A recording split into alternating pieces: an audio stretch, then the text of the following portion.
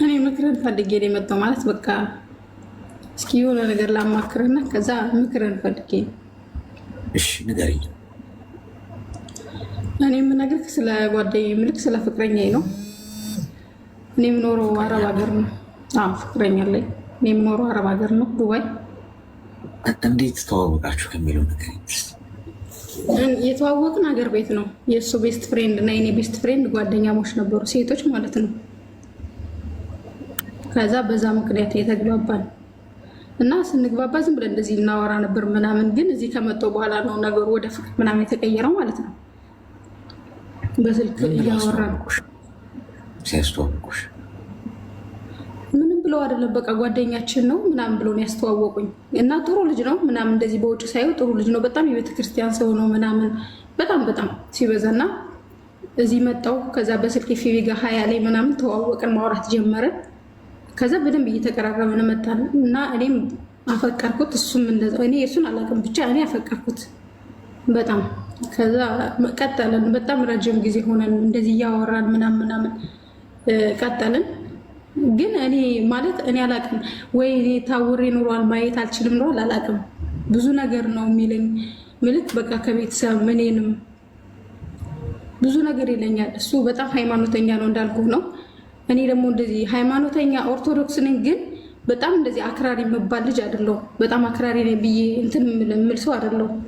እሱ ደግሞ በጣም ሃይማኖተኛ ነኝ ይለኛል ነው። በቃ እንደዛ ነው የሚታየው ነገርና ግን አሁን 4 ዓመት ሆኖናል አብረን እዚህ የኔ አረብ ሀገር ሁኜ 4 ዓመት። ግን በዛ በ4 ዓመት ጊዜያት ውስጥ በጣም ብዙ ነገር ሲፈልግ ስልክ ይዘጋብኛል ምናምን ነገር የት ሆነ ነው ስለ አይነግረኝም ምናምን በቃ የሆነ የለም እኔ እንጃ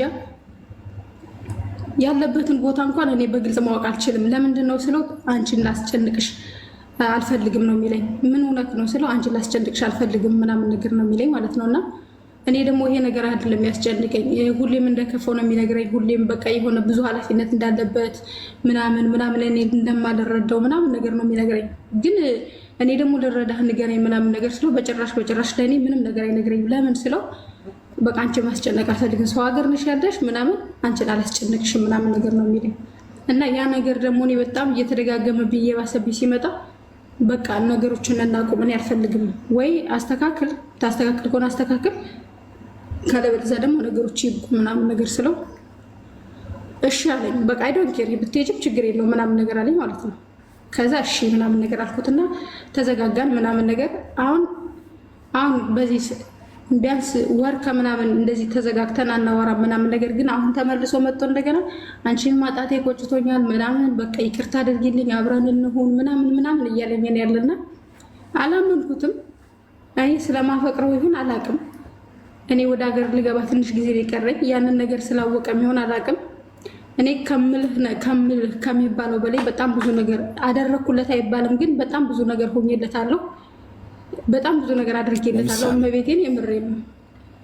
ለምሳሌ ክፍለ ሀገር እያለ ስራ አልነበረውም እና ወደ ሌላ ሀገር መጡ ስራ እንዲሰራ መንጃ ፈቃድ አወጥቼለት፣ በቃ መንጃ ፈቃድ ካወጣው እሰራለሁ ምናምን ነገር አለኝ ማለት ነው። ከዛ እሺ በቃ ብዬ መንጃ ፈቃድ አወጣሁለት።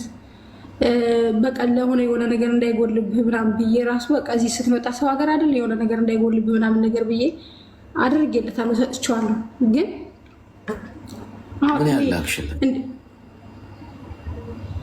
መንጃ ፈቃድ እንዲያወጣ ብዬ 20 ሺህ ብር ላኩለት ማለት ለመንጃ ፈቃዱ ምናምን ብዬ ማለት ነው።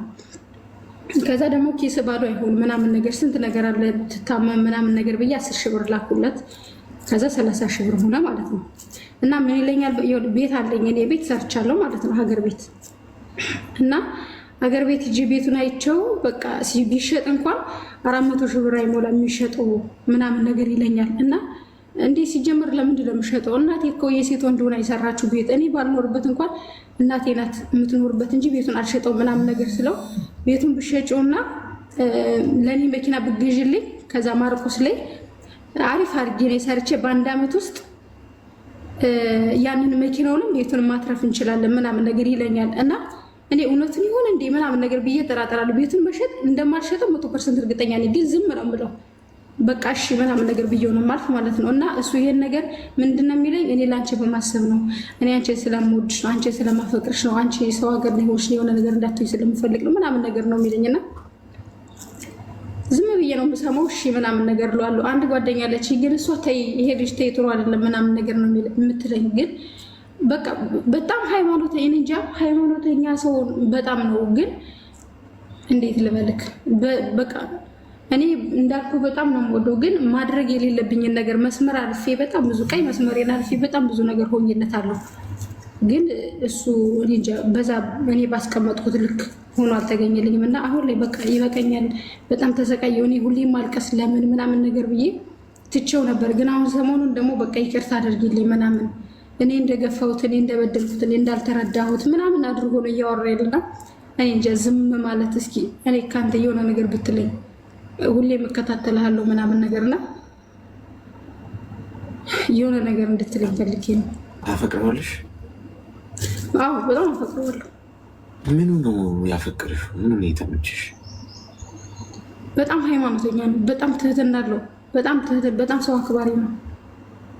በቃ እኔ እንጃ በጣም ወደ ቤተክርስቲያን የሚሄደው ነገር እኔ ከልጅነቴም ጀምሮ ሰው ቤት ላይ ያደግኩ ምናምን ነገር ሰው ቤት ሆኜ ግን ወደዚህ ወደ እምነቴ የምልክ ወደ ቤተክርስቲያን ብዙም ተጠግቼ አይደለም ያደግኩ። ሰው ቤት ሲኖር መቼም ሁሉም ያውቀዋል እና ወደ ቤተክርስቲያን ተጠግቼ አላደግኩም። እና በጣም በቃ ወደ ቤተክርስቲያን እንዲወስደኝ ይፈልጋለሁ ምናምን ነገር እና ያ ነገሩ በጣም ይስበኛል። በጣም ነው ደስ የሚለኝ የቤተክርስቲያን ሰው መሆኑ ምናምን። አይተሽዋል በአካል? አዎ አውቀዋለሁ። በአካል ሄደሽ በአካል አግኝተሽዋል? እዛ እንደነበርኩ ከሀገር ሳልወጣ ጀስት እንደ ጓደኛ ምናምን ዝም ብለን እንደዚህ ተዋውቀናል እንጂ በአካል ገና እንደውም አልገባሁም ወደ ኢትዮጵያ። 4 ዓመቴ ነው። ያው 4 ዓመቴ የዚህ እንደመጣሁ ማለት ነው። እሺ እድሜሽ ምን ያህል ነው? 21 ዓመቴ። 21? ይቅርታ አልጠይቅም ከዚህ በኋላ ከ21 ማ አያልፍም። ይትሞታል እንጂ ማርያም የምሬ ነው። እሺ ድግር እኩል ነው ያለው። የሚገርመው ነገር እኩል አለ። 21 ስትል እኩል እኔ ራሱ መጠየቅ ራሱ አይጠየቅም። ከ21 ማ አያልፍም ቢሞት። የኔ ናት አንደኛ ነገር። እኔ ግን እንደዚህ አይነት ወንዶች ግን ታድለው የቤተክርስቲያን ሰው ነው አልሽ። እኔ መንፈሳዊ ነገር ሲጠራባችሁ ወይም እንደዚ አይነት ሰዎችን ፐርፌክት አድርጋችሁ የምታዩበት ነገር በጣም ነው የሚገርመኝ። እንደውም ጥፋት ቦታ ኃጢአት ቦታ አለ የምትይው ሰው ልብ ውስጥ ንጹህ ልብ አለ። ገብቶሻል? ቤተክርስቲያን እየሄደ ደግሞ ቤተ መቅደስ እየገባ ዴቭል የሆነ ልብ ይዞ ይንቀሳቀሳል። ክፋት ይዞ ጥቅመኝነት፣ ሸር። ገብቶሻል? ሰዎች ላይ ደባ እያሴረ ሰው ልብ ነው ዋናው። የቤተክርስቲያን ሰው ስለሆነ ስላልሽ ልቡን ይታቂዋለሽ። ልቡን ፈጣሪ እንጂ የሚያውቀው ሰው ድራማ ለመስራት ከፈለገ ብዙ ነገር ርቀት ይሄዳል። ብዙዎቻችሁ ተበልታችኋል። እኔ ብዙ ማውቀው ታሪክ አለ። የቤተክርስቲያን ሰው ነው እንደዚህ ጥቅስ ምሉልኝ በእንደዚህ በታቦት ይዞ እንትን ብሎ በቃ አስምሎኝ ምናምን እጥብ። ታዲያ ምኑ ላይ ነው የቤተክርስቲያን ሰውነት? ቤተክርስቲያን ሳይሄድ ደግሞ ሰው መጉዳት የማይፈልጋል። እንደው ደጁ ለመሄድ አይገባኝም ብሎ የሚያስብ ማለት ነው። ገብቶሻል? ትህትና እሱ እንጂ እንዲህ አይነት መዳፈር አይደለም። ቤቱ እየሄደ ጸሎት እያደረገ ምናምን መጽሐፍ ቅዱስ ይዞ ምናምን ጥቅስ እየጠቀሰልሽ ምናምን እያማለልሽ የሚያርድሽ ድፍረት ይባላል። ይሄ ንጹህ ልብ ያለው ደግሞ አይሄድም። አንዳንዱ በቃ እኔ እሱ ቤት አልጋ አይገባኝም ከሰራሁት ነገር ከመሰራው አንጻር ብሎ ሰው ደግሞ መጉዳት የማይፈል ለሰው የሚራራ እሱን ልብ ነው እግዚአብሔር የሚያየው። የኔ እናት በንግግር አይደለም ማመን ያለብሽ። እንዲህ አይነት ታሪክ በግልም ስለሰማው ገብታችኋል። ስለዚህ ተመልሶ የመጣው አሁን ከአንቺ ገንዘብና ጥቅም ፈልጎ ነው። ሌላ ታሪክ የለው። ይህንን አረጋግጬ ልነግርሽ እችላለሁ። ገብቶሻል? ጥቅም ብዙ ገርል ፍሬንዶች ነው ያሉት፣ ብዙ ሴቶች ነው። አሁን ፖስት ብታደርጊው የኔም የሚሉሽ በጣም ብዙ ሴቶች ይመጣሉ። እርግጠኛ ሆኜ ነው የምነግርሽ። ተመልሶ የመጣው ሊያርድሽ ነው። አንቺ በፍቅር አይንሽ ታውሮ በማየው መንገድ እንዳትሄጂ ተጠንቀቂ። ለወንድ ልጅ እኔ ትናንትም ተናግሬያለሁ። ገንዘብ የምትሰጡት ወንድ አይሆናችሁ። በራሱ ያልቆመ ስራ የማይሰራ መንጃ ፈቃድ አንቺ አውጥተሽለት ሊነዳ ከዛ ሰው ሊሆን አይለወጥበትም። ጭራሽ ያለፋበት ላይ እንዴት! እኔ ቤተሰቦችን የማመሰግናቸው ለምን እንደሆነ ታውቂያለሽ? ሙልጭ ያሉ ድሃ ሆኖ ስለወለዱኝ እኔ እንኳን ሀብታም ሆኖ አልወለዱኝ። ምንም እንኳን አልኖራቸው እበላሽ ነበር፣ አልለወጥም ነበር።